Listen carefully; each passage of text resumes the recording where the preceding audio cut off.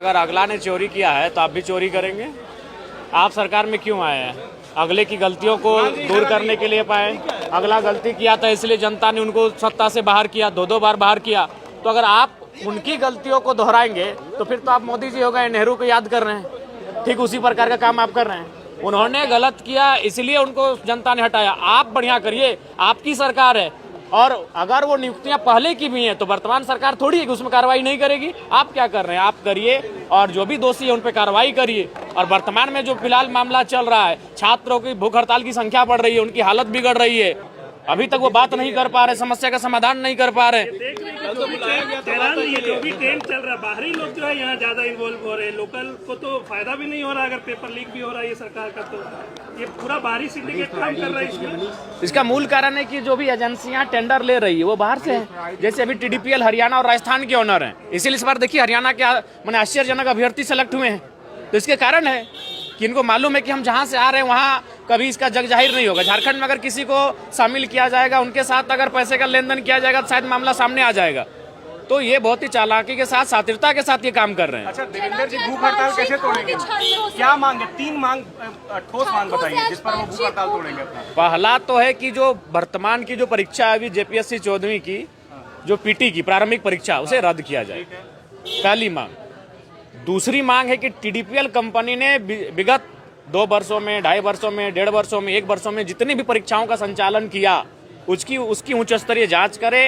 और खासकर जो CGL JSSC की जो परीक्षा थी जिसमें नेपाल में प्रश्न पत्र रटवाए गए हैं, समस्तीपुर में, तो कई अन्य राज्यों में जाकर अभ्यर्थियों को प्रश्न पत्र रटवाए गए हैं, जिसमें CID की जो रिपोर्ट थी उसको अभी बदला गया, तो उस पर भी जांच बैठाई जाए, उस पर भी कार्रवाई हो। तो इन मांगों के साथ भूख हड़ताल पे बैठे हैं और कई अन्य मांगे हैं। तो उनमें अगर 3-4 महत्वपूर्ण मांगों को मान लिया जाता है तो निसंदेह छात्र अपने प्रोटेस्ट को तोड़ेंगे।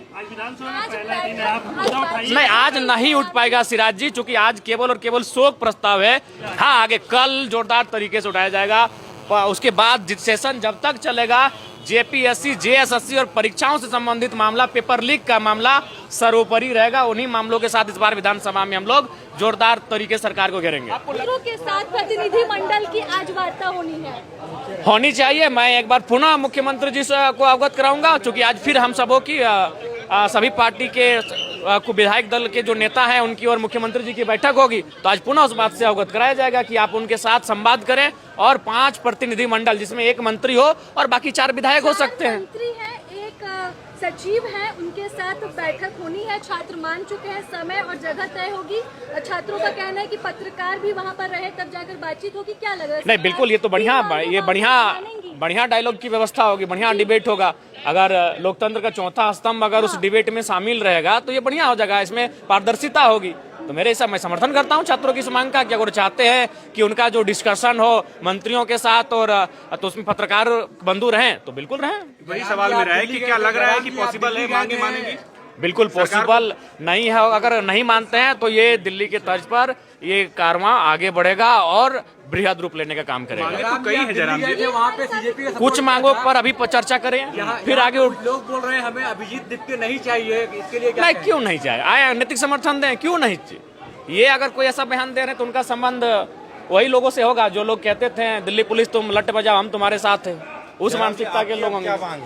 हमारी मांग स्पष्ट है पत्रकार बंधु की, जो 14वीं JPSC जो PT की परीक्षा है जिसमें स्पष्ट हो चुका है, कई विषय आए हैं जिससे स्पष्ट हो चुका है कि परीक्षा में धांधली हुई है। इसे सर्वप्रथम इसे रद्द किया जाए और उच्च स्तरीय जांच करवाई जाए। उसके बाद TDPL और अभय तिवारी, ये 2 नाम सामने आ रहे हैं कटघरे में।